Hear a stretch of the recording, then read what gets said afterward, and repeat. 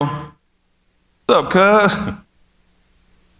All we hear is, what it be like, blood? What's up with that APB, Acton Park boys? Oh, snap. What now? So it's like, okay, what's up? We represent 111th Street neighborhood, cuz, what's up? And so we start the fighting. Next thing I know, somebody pull out, so I don't even know if it was a knife. All I know, he did like that. I got cut and I saw something white, took off running. Yeah, everybody ain't running behind me. Get to the house, I'm like, man, what happened? So I had to make up something to tell my mama. So I told my mama we was out there playing in one of them abandoned apartments, because the apartments next to it, all of them, they had condemned them. We used to always play in them. So I was playing there, got cut. So they stitched me up, had like 15, 16 stitches. But by the time I got out of the emergency room from the hospital, I come back to the neighborhood, and the next thing I know, I hear everybody talking about what happened at the park.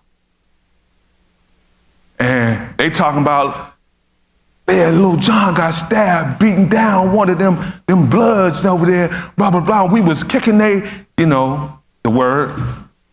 Yeah, we was putting it down for the set. We was representing. To myself, I was saying, that ain't exactly how it happened. When I got stabbed, we was in the wind. And I cried all the way home. But none of that got back to the OGs in the hood and all the other peers, it was like, we was representing. So, like we all do with our peers, we go with that story. Yeah, I would have took the knife from him, but he kind of got me off guard, I'm like, awkward.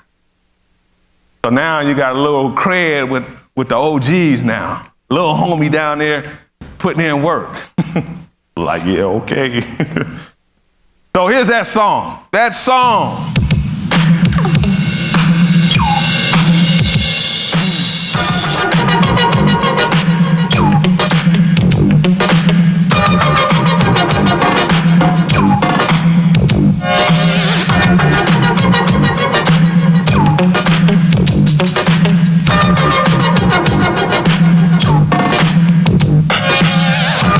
Sometimes it makes me wonder how I keep from going under.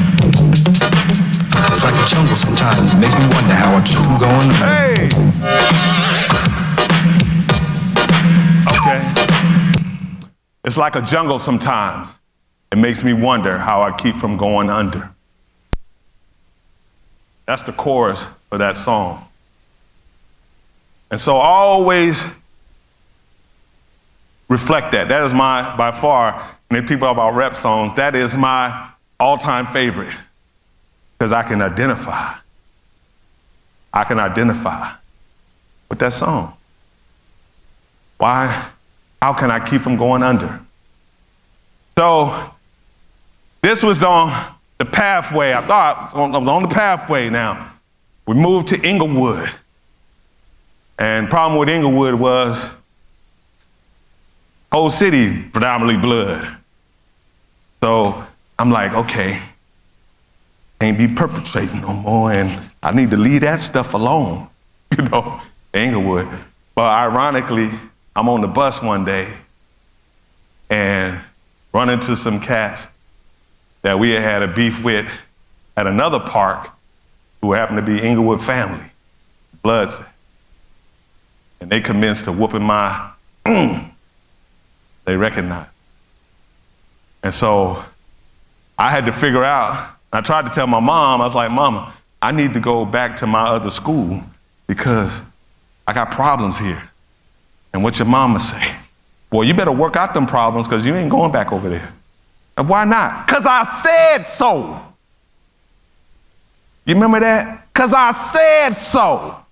But why, Mama? Why? I mean, I know you said so, but why? I ain't gonna tell you again, because I said so. So I had to figure something out.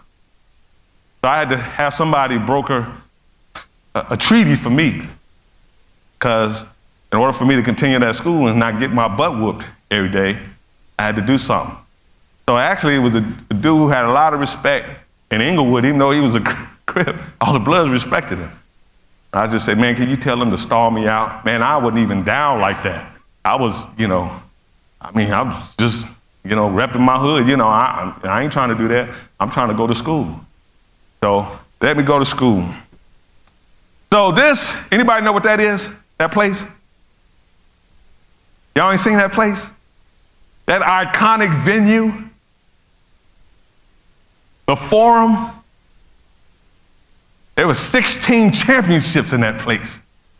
No, back then it was 16, but we know Lakers played there, Kings played there. This happened to be 2 blocks from my house. And then the Wingling Brothers, Barnum and Bailey Circus came to town. And so that summer was already in Cedar, working on, that was the job program for low-income folks. It's called something else these days, but it was Cedar. They put you at Parks and Rec or something like that. Then the circus came to town, and so we end up going down there to get jobs during the circus while the circus was gonna be there. And guy hired us, and I became friends with these guys. I'm sure these are not the same ones from back in the day. They were from Harlem, New York. It was called the King Charles Troupe. They rode unicycles, played basketball on unicycles. But we worked there in the summer, that summer, we sold snow cones. I made so much money selling snow cones in those 5 days that the circus, 5 days that the circus was in LA, than I did with that Cedar job the whole summer. The whole summer. And so that summer, boy, I'm like, man, my school clothes is gonna be off the hinges.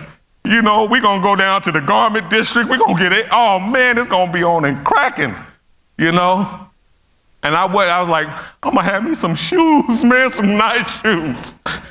Man, I'm gonna always have me some nice shoes, And so we worked there, and then the circus was leaving.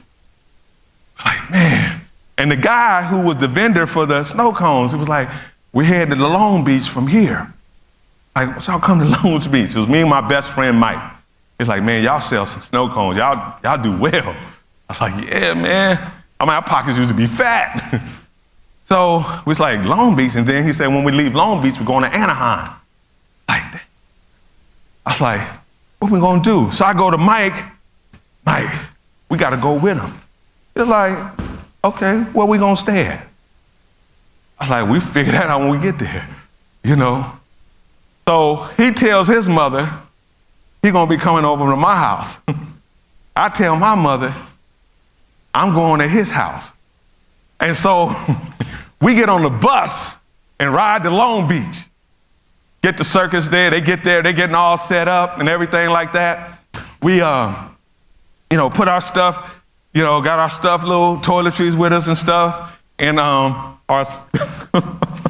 pillowcase. And so we get to Long Beach. We're in the Long Beach Convention Center. Oh, where's that at? There it is, Long Beach Convention Center, parking lot. Didn't look like that back then. Parking lot. And so the King Charles Troupe, they had, because they traveled with the circus all over the world, they had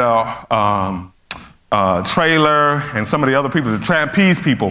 And so what they did is they both parked their trailers like this. So we had one on each side, and we slept outside in the parking lot, right there in between the trailers. And so we would get up in the morning. Next door was a Denny's. We go eat at Denny's. We go wash up in Denny's. Then we get ready for the performance, and we did that for 3 days there. Then went to Anaheim. We hopped on another bus, rode to Anaheim, did the same thing. Came back, did Anaheim, had all that money. So I was like, man, we slept outside the parking lot in Anaheim. Well, those two things, went in there, washed up in Denny's again, because everybody's got a Denny's next to them, every convention center.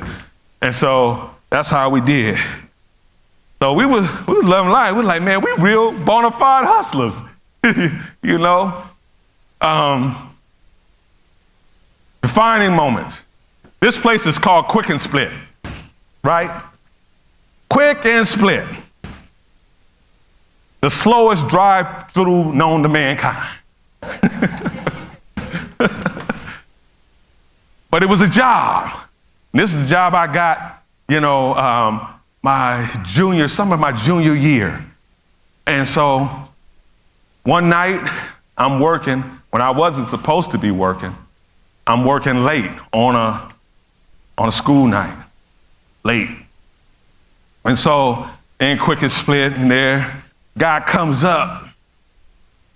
Yeah, let me have a Quick and Split burger with cheese, a large fry, and a large strawberry ice cream, because Quick and Split was famous not only for their burgers, but for their homemade ice cream.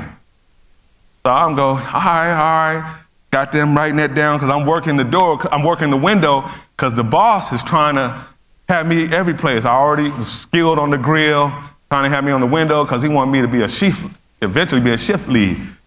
So I'm taking his order. I was like, anything else, sir?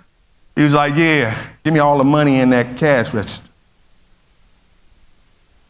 I'm like, what?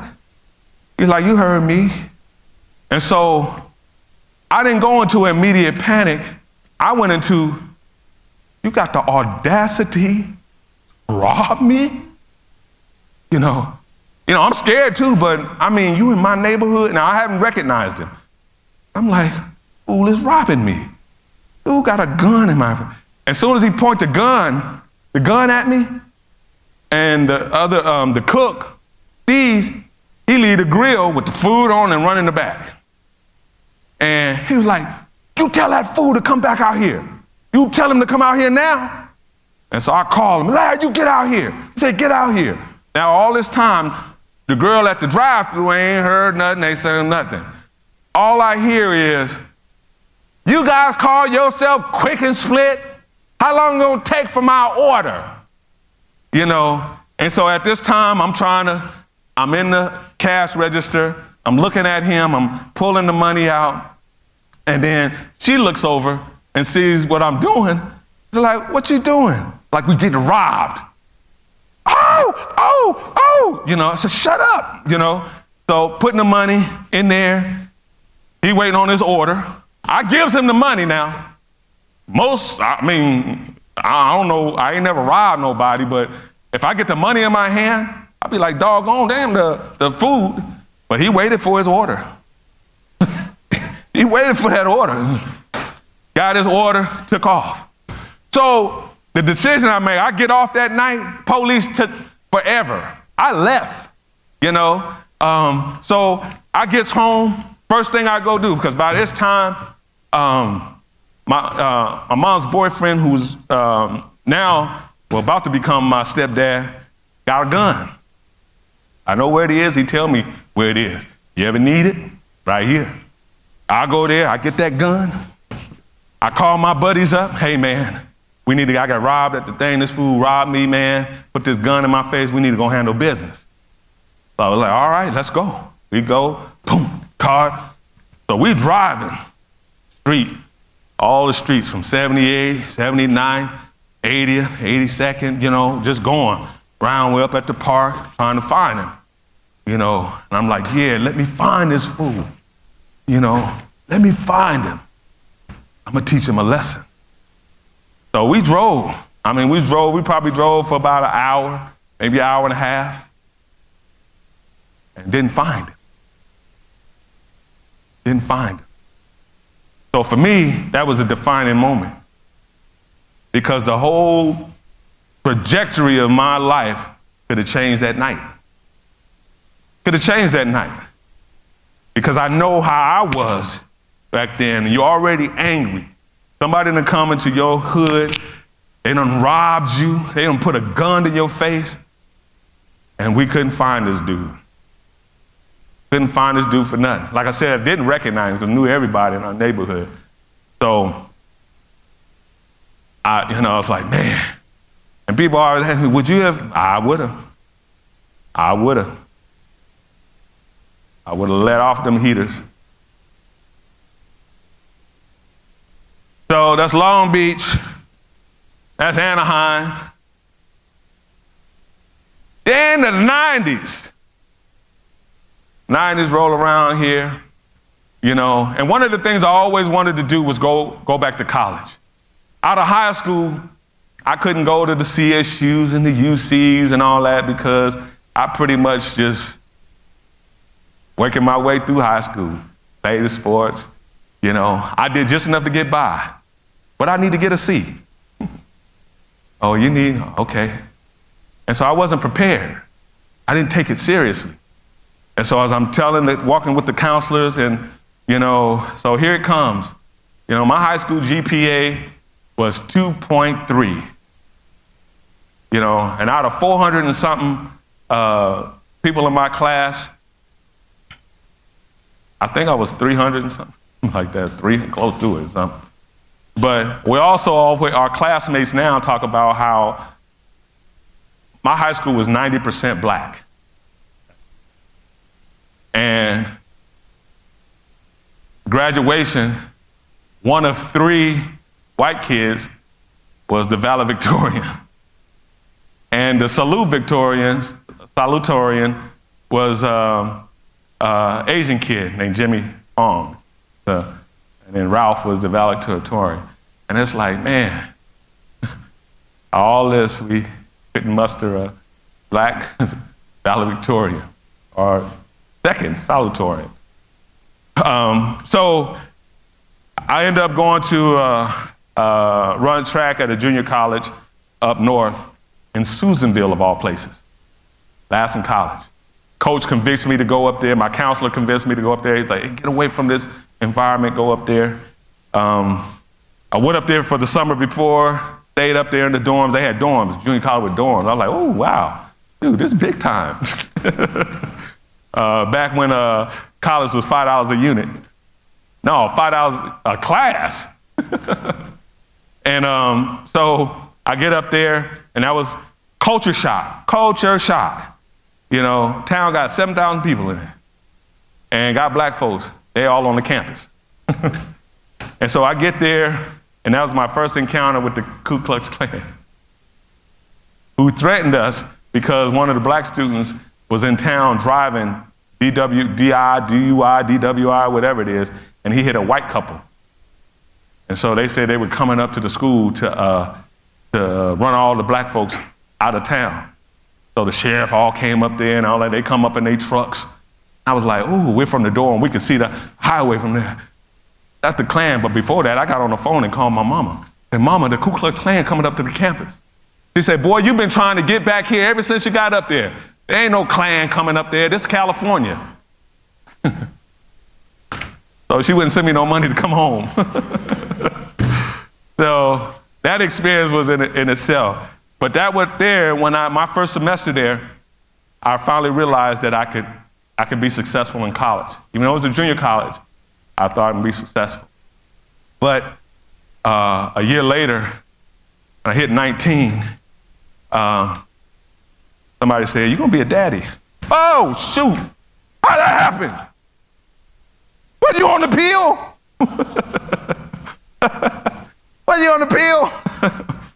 So that changed the dynamics of everything. Because now I was like, oh, I gotta do something. And so originally I wanted to go in the military out of high school, but I couldn't go. We was gonna go on a buddy program because I was only 17 and my buddy, he was already 18 by the time we graduated. So that's why I ended up at Lassen. Because I was like, well, I gotta do something for 6 months till I turn 18. And so I went up there, then I came back to Los Angeles when I got that news about that on spring break. Then I went back down to the recruiter, signed up, said I need to get out of here now. So I signed up in the delayed entry because back then they had a delayed entry program because they wasn't hurting for people. So it was a year. It's like, well, I'm gonna put you on delayed entry for a year. Going, I was like, yeah, man, the baby coming before that, you know. But I got a job as a security guard. I'm like Craig and Day Day, you know. Yeah, I'm like, yeah. security. Got me a whistle and a flashlight. So in this apartment complex in South Central LA, they were building. It was under construction. And so I go and I'm working. Now this is after all I said, about that, trying to be that gangbanging stuff and all that stuff, This guy, I'm working at night, 11 to 7. He comes up and he's walking and he's like, man, hey dude, I got a long way to walk. It's your car? My car's right there, parked, because, I'm working at it. Like, yeah, it's my car, man. Can you give me a ride, man? And it was late, it's probably like 2 in the morning. Like, man, I'm working. This is my job, man. I'm working here. I can't give you a ride. Like, man, they ain't gonna know you. I was like, yeah, the supervisor drives around to the different flights and I go, man, he come here. So he gets, just always like, all right, F you then. I was like, what? I was like, F you, cuz. And there it go again, that word. So he was like, what? Like, this Crenshaw Mafia fool? Blah, blah, blah, blah, blah. I was like, oh, okay, whatever. Let's get this then. Like, no. And so when he said that and took off, I figured, yeah, he's scared. About an hour later, they come back, he got a carload. So I'm there, I'm outside my car because I got out the car because I was falling asleep. Got out the car, and they drive, they coming down, I'm not paying attention because it's a busy street, Normandy. And then all of a sudden I hear, what it be like, blood? And all I hear is pop, pop, pop, pop, pop. And I hear, zzz, zzz. And that was bullets zizzing by. I took off running. I left my car. Took off running. I ran all the way home. Nonstop. I was so shook up. Mentally, psychologically, physically, that I had to go to the emergency room. Because I was just a nervous wreck. And then Mom told my mom what happened. It was like, you got to get out of here. So the very next day, I went down to the recruiter. I told him what happened. I said, man, I got to get out of here. And so he's like, I can get you out next week. Next week instead of January. So now this is July. And so it's going to be in August. So I end up taking off, going to boot camp. But defining moments, boy, and hence the 90s. Then after getting out of the military, going back to school, using that GI Bill to get my education, to further my education, I enrolled at Cal State San Bernardino, and I'm loving and getting involved in student government, and everything on campus, and president of my fraternity on campus, and president of the BSU on campus, and, doing all that good stuff. And so I graduate, and then I said, I think I might want to get that master's degree. So I ended up going to Arizona State and applying to the master's degree program because I graduated from college with a 2.6 undergrad. So they accepted me as a provisional student. So they said, you got to maintain a 3.5 or above to get 3.5 or above. Why I got to go so high in order just to, but the logic in that is, okay, it's logical. And so I did all that, ended up getting in, But while I was there, I started a mentoring program. And my first mentoring program I done was while at Cal State, San Bernardino. They got me to do a mentoring program while I was there to be a mentor. And that experience almost kept me from ever wanting to mentor again. Because they matched me with these two boys. They were best friends. One was black, one was Mexican. They were best friends. They lived in the same housing project in San Bernardino. And man, they was off the hook. Oh my goodness, off the hook. And I knew my defining moment was not to be a mentor. When I grabbed the both of them, I grabbed them, come on with me. I was like, man, y'all not listening to what I'm saying. I'm trying to, help y'all, give y'all some wisdom, man. You can't be, in school, you're messing up. You can't be calling the teacher out of their name and the principal and all that. And the black boy said, F you. I was like, what did you say? I said, if you was my son, your teeth would be missing right now. And that was when I knew, John, this mentoring thing ain't for you. And that's what I thought. But they gave me no training. They gave me no support. It was basically paired you with them because I was a good coach in the little recreational sports program. And I can just say, look, you can work with kids. I was like, oh, man, can't do this. But when I got to Arizona, somebody else convinced me to not only be a mentor, but start a mentoring program. And from there, I said, I'm going to make sure people have training, that they're properly trained in order to deal with kids so they don't deal like I did. Because you're not supposed to be their parent. I shouldn't have told no child, he was my son, you'd be picking up your teeth, So started a mentoring program there.